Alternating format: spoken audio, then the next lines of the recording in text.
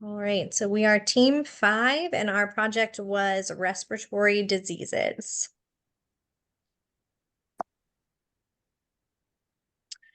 We started out by listing our team purpose, which is to find useful metrics and trends from the CDC data to provide case scenarios, use predictive analysis for future research, enhance recruitment strategies, and improve global health equity. We started out by gathering the full data set, which we did by going to clinicaltrials.gov and search based on the condition disease of respiratory disease, which gave us over 45,000 clinical trials that we could download in 2 different formats. So after we download, we can review the data and focus on cleaning the data set.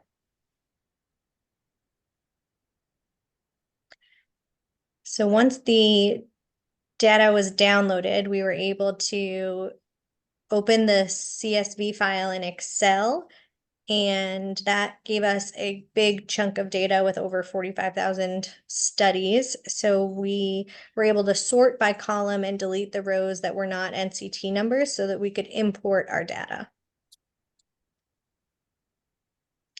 And then once the data was imported, we were able to find metrics within the data sets. So after it was downloaded, we chose to look at the 5 most common conditions, which are asthma, COPD, cystic fibrosis, lung cancer, and pneumonia, and see how the enrollment was in the clinical trials under those conditions. And after that, we were able to sort by enrolled participants and study status. So here you can see the data for, again, those top 5 conditions based on enrollment and study status.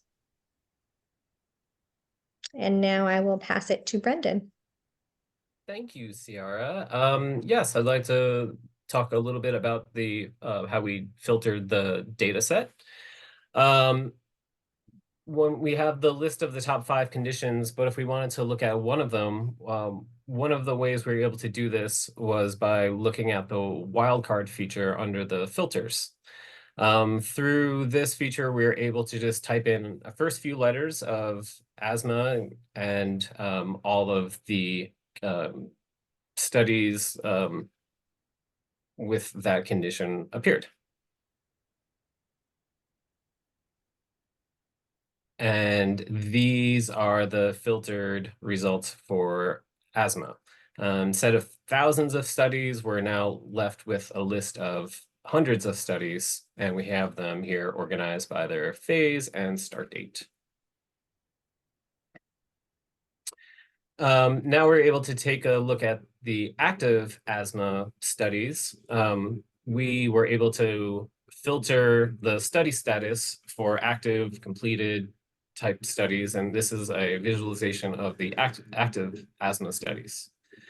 The larger the bubble indicates a larger recruitment pool. Red are studies that are not yet recruiting. Blue are the dark blue are the active trials that are not recruiting, and the orange are recruiting by invitation.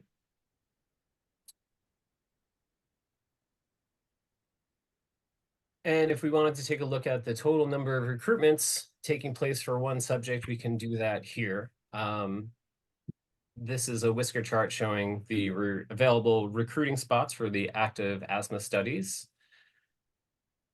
This ranges from just a few dozen places to over 25,000 per study at the high end.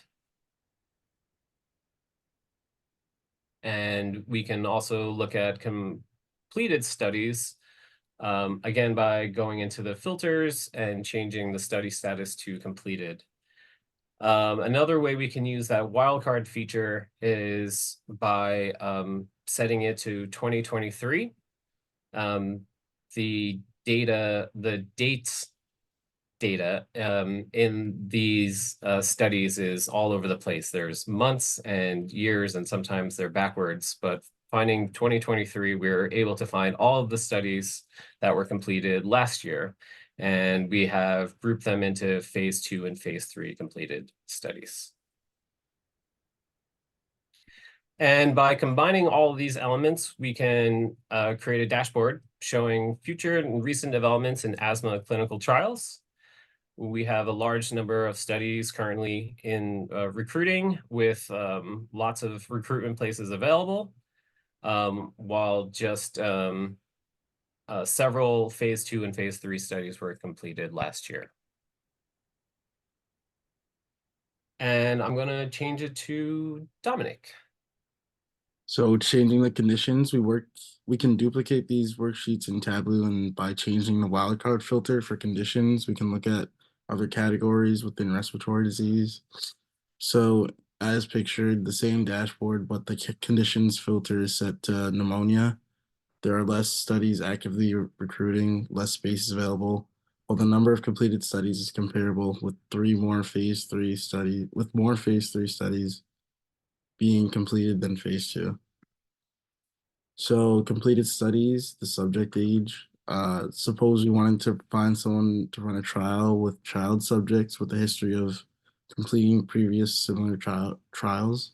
By filtering our results for completed studies with the completion date in 2023, we can generate this list sorted by phase. Next is Tasmin. Hi. So I worked on looking at some of the trends happening within the active studies for respiratory diseases. Starting with funder type, the results found mostly that the studies are funded by methods that were not defined within the structure of the data set. However, the most popular defined funder type was industry.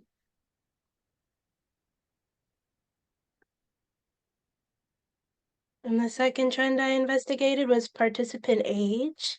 I found that the most popular age range for participants is adult to older adult, which is the standard 18 to 65-year-old range. Recruiters should note that this means that their candidates for any specialized work, such as pediatric or geriatric care, may be scarce within this population.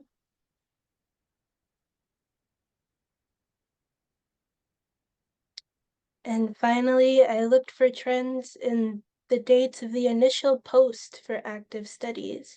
And I found that the number of new active posts goes through phases of increases and decreases. They typically peak within the months of May and August. And so within those timeframes of increases, recruiters can expect an increase in requests for respiratory related specialists. And now I'll pass it over to Edwinson. We have a text table, like you just see, illustrating the distribution of study status within respiratory disease clinical trials. So each row in that table represents a specific study status category, including ongoing complete and terminate studies also. So the numbers within each row indicate the count of trials failing under that particular status that I mentioned before. And by examining this table, we can quickly discern the prevalence of each study status category and gain insight into the overall distribution across respiratory disease clinical trials. So this visualization displays the distribution of terminate clinical trials related to respiratory disease based on study titles and location, like I mentioned on the titles. Each column in this one represent a study title, while each row represent a location where the trials were conducted.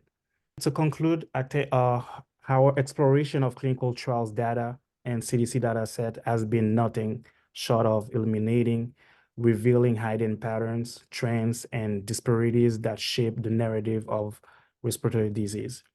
So to meticulous analysis and the power of visualization tools like we use, like Tableau, we transform raw data into stories that captivate the imagination and inspire action. So let's embark on this journey, not just as observers, but as architects of change, sculpting a world where every breath is a testament of vitality and well-being for everybody. This is conclude our presentation. Thank you.